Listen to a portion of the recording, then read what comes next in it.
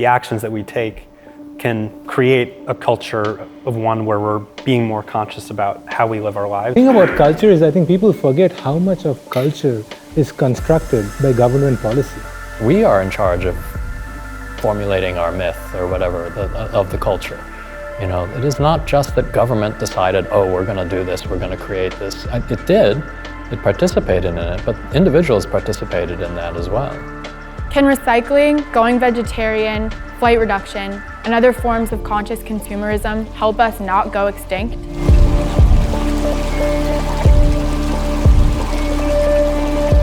So we're here today to talk about whether conscious living, can that help, mitigate climate change and keep us from going extinct?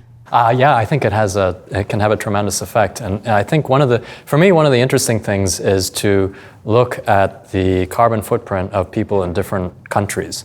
And the United States is particularly bad, but if you look to third world countries, it goes down radically. And that made me start thinking about ways that I could do it myself without waiting for policy to catch up. And for me, one of the interesting things was I know that I went from not thinking about using fossil fuels to being hyper aware because I set up a spreadsheet and I started keeping track. But the real wake-up call for me was during the pandemic, my family's lifestyle completely changed. And I know that, at least for my way of thinking, that to get under 3 tons a year is a critical number. And during the pandemic, we were actually able to do that. And it kind of like made me realize like, oh yeah, it might take a fair bit of work, but it's possible. And it's not impossible. It's still required work. It's still, not taking a shower every morning, but it's possible. And that makes me think that like, yeah, okay, we can do this. The IPCC came out with a report, AR6 recently, that identified, I believe it's 60 actions that individuals can take to reduce demand-side mitigation, to mitigate demand-side emissions. And they found that by doing these actions across the globe, we could reduce emissions by 5%. Now, a lot of those actions are certain actions like walking, reducing flights, taking your bicycle different places. And so I think it's important to take the IPCC and say, yes, individual actions do make a difference, but also say that we do need the infrastructure and the systemic solutions on the other side to make some of these actions possible. Someone might not be able to bike to work because of the infrastructure and lacking infrastructure, just as one example. So I think individual actions are really important, but we need bottom-up and top-down action. And systemic change is incredibly important, so we just can't ignore systemic action and continuing to put pressure on systems to change to make those sustainable behaviors possible. I also think that taking those actions in our individual lives and having conversations with people about the actions that we're taking can also help create the conditions for political change as well, to show that these things need to be happening, that taking sustainable action is not actually a painful choice, but can create great benefits. There was an article that I was reading recently about someone who installed a solar panel on their rooftop, and they said that, instead of having this idea of this sense that they had to reduce, it totally shifted their mindset into an abundance mindset, where they didn't have to necessarily worry about turning off the lights when they left a room, that they could live a life of abundance within their house. And so I think sustainability can increasingly be shifted. And the more we talk about the possibilities and the benefits of taking sustainable actions in our lives, the more we can accelerate action globally. I have to say, I have a really different perspective on that. As someone who kind of sees the through line between taking action and seeing the potential for major shifts and the need for that. As in, for example, if you look in the same IPCC report, they say, unless we have the governments across this planet completely phasing out fossil fuels in a matter of like a year or two, we're going to be heading into like unknown territory in terms of risks to all of our systems. Now, there's no individual action that's going to get us there. As a matter of fact, this 5%, it's like 5%. Nobody's It's a drop in the 5%. It's like whatever. Yeah. And if the conversation about fixing this problem is a conversation that involves lots of people voluntarily doing something that does come at some cost, Yes. then it's a no-go. It's never going to happen anywhere. There needs to be major institutional backing for the changes that need to happen. And as long as you're thinking, how can I get those institutions to make those big changes? The question of getting people to make voluntary choices one by one individually just is like an incredibly exhausting and time-consuming side quest that won't actually be on the road to the things that we really need to happen. It's kind of like a red herring thrown out there to stop people placing the culpability on the corporations that profit from fossil fuel usage and the governments that are captured by those same corporations. It's been documented that the fossil fuel industry poured money towards public campaigns, broadly speaking, to shift the focus of sustainability to the consumer and away from systemic change. Like recycling. Like recycle is the whole thing about, oh, you have to recycle, right? So it's your responsibility, right? Whereas we do this advertising blitz to make you consume, and then it's your responsibility to recycle that. And it's just like it's a known campaign of theirs. Right? So I too am like Bill, very suspicious of this individual. I want to be very clear though, that for me, the systemic change that made me realize that this was possible was not something that I did individually alone. It was the pandemic.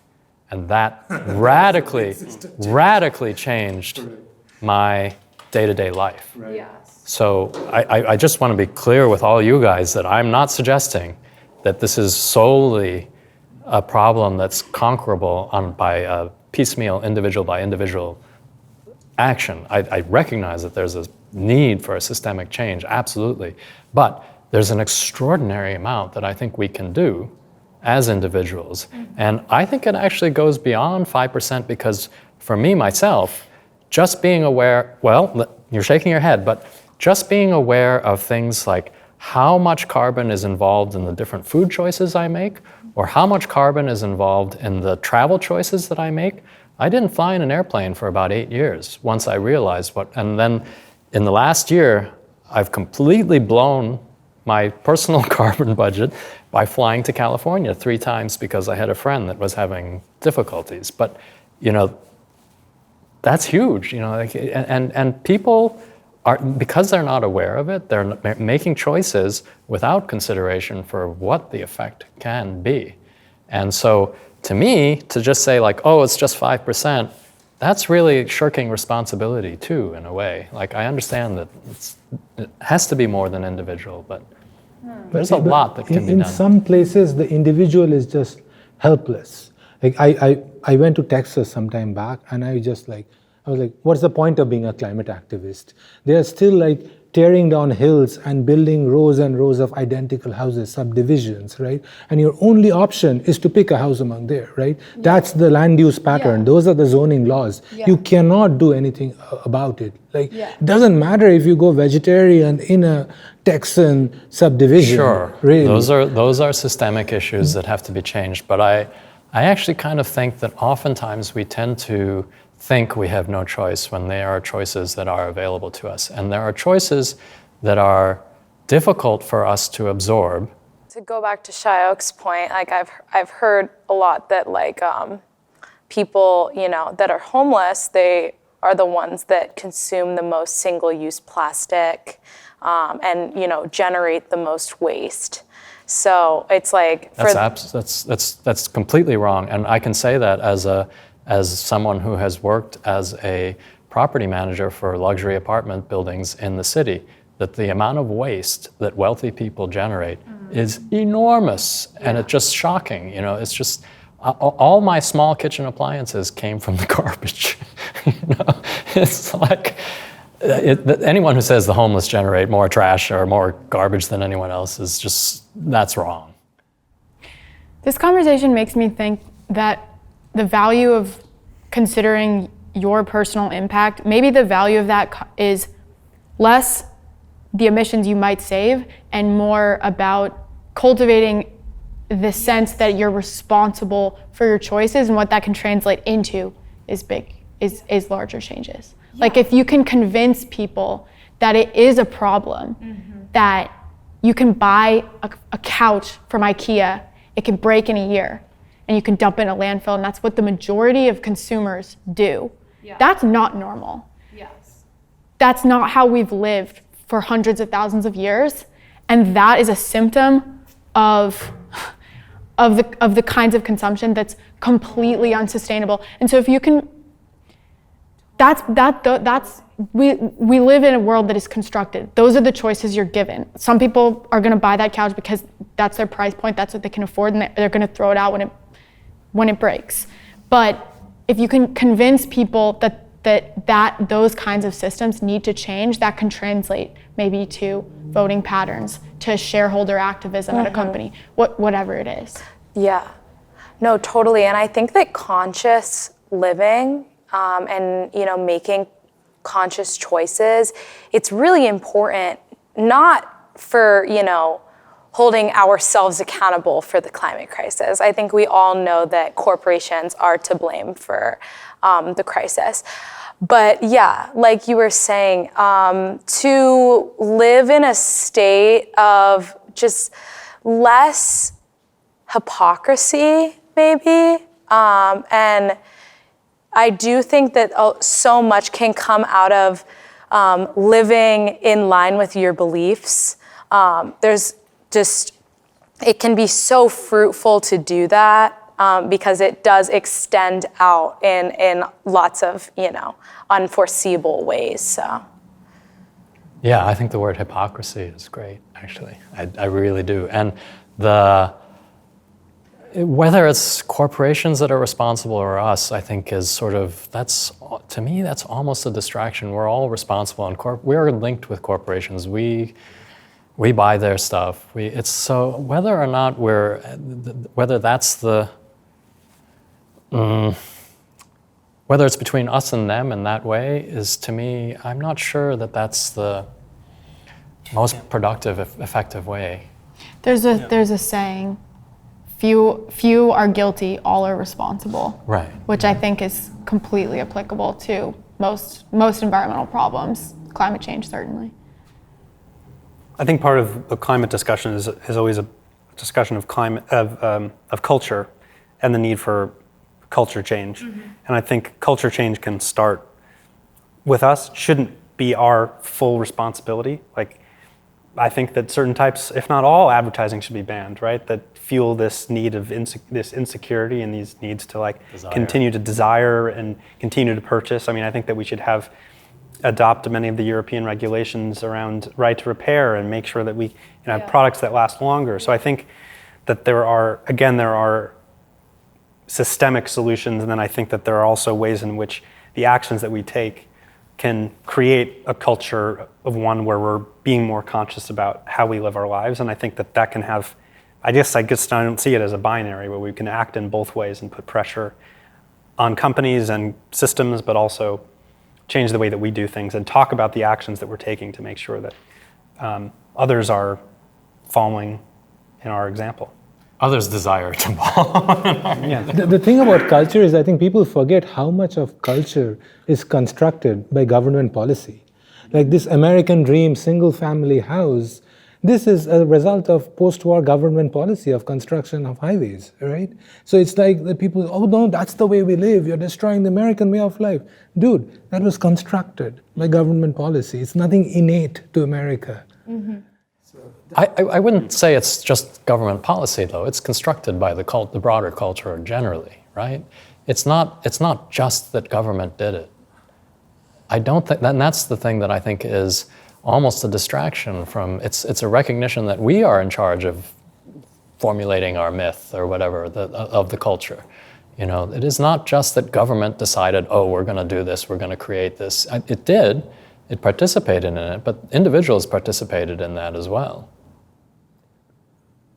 Sure, I don't think people were dragged kicking and screaming into the suburbs, but the government constructed interstates. The government gave incentives for building suburbs, right? And a bigger house is better than a smaller house, like in some simple way, right? Well, if you bought into that, yes. Right. I guess if you bought into that, but people did buy into that, Yeah. and that is on them. But without those kind of government policies, this would never have happened. I think that what Shayak is trying to say is that the government sets the rules of the game, and that reinforces culture, and culture maybe drives some of the politics that then reinforce those new rules. Yeah. But if you want to make a difference, you go after the rules of the game. I mean, that's what everyone else is doing. That's where the battle is being fought. And I think that has a bigger impact on culture. When people see that institutions can be shifted, when people see that some people treated this like an emergency, they rose up, institutions responded and changed, and then all of a sudden, that new way of thinking that was unacceptable, the way that we were living becomes kind of taboo, it's more likely to come from a successful shift of what's happening in major institutions than it is from lots of people trying to get each other to understand what was going on. And this, the alternative, like if I say to someone, listen, you can do something to make a huge difference, and they say to me, what is it? And I say, you can turn your lights on less, and you can put solar panels on your house, they would rightfully look me back and say, that's the dumbest thing I've ever heard in my life. I am one little teeny tiny thing. That is not going to make any difference at all. But if I go to that same person and I say, we are at a junction in history. We need to be making huge changes at an institutional level. And there's a strategy for doing that where a small number of people can make a big difference. And that's through influencing institutions by building a movement with direct action. Direct action being the pattern for small groups of people making a difference throughout history. And you can be a hero in that story. That person could look at me and they can hear that and they can say, it is worth it for me to step up and do something, because it actually will matter. Turning my lights off isn't going to matter. Going out into the streets and rebelling and saying, I do not consent to this system anymore, that has the potential to actually make the difference. No, so you say direct action, influencing who? Like what direct action has XR taken to actually influence some part of industry that you want to affect? Bank protests. Yeah. I think if there's any group or sector that's the most responsible for change, given that it's everybody's problem, it's investment arms. Okay. And people that are perpetuating an existing system. And I think at the individual level, it's people who are in boardrooms, it's people who know CEOs, it's people who have access to like halls of power, that it is your, this is my belief, it is your moral duty to put yourself on the front line, risk embarrassment, risk all that you can risk to try to prevent money from funding that next natural gas power plant, to try to make people that are in charge see that it's up to them. It's up to them. And that's I think where maybe the individual responsibility is most present. You mean on the individual executives? Yeah, the executives and anyone who can influence them. Okay, so my question is, what direct action has had an influence on those individuals? Can I answer you in very specific terms? 2 weeks ago, President Biden, I think there's a record of him saying that, you might have seen the news that President Biden canceled a bunch of natural gas export terminals, right. A whole slew of them were like set to be approved by FERC or whatever regulatory body that is. And he cited youth activism as one of the reasons. I think you can find a specific record of that. He canceled, it's like unprecedented, I think. He canceled a whole slew of projects against probably the entire fossil fuel lobby's interests, certainly the natural gas lobby's interests. I think he really pissed people off. And that is, you can villainize him and say he's just trying to get the TikTok Gen X vote, and that's 100% true, probably, but he made that decision. And if it's because of activism, like, I think that's a huge win and a reason to keep going.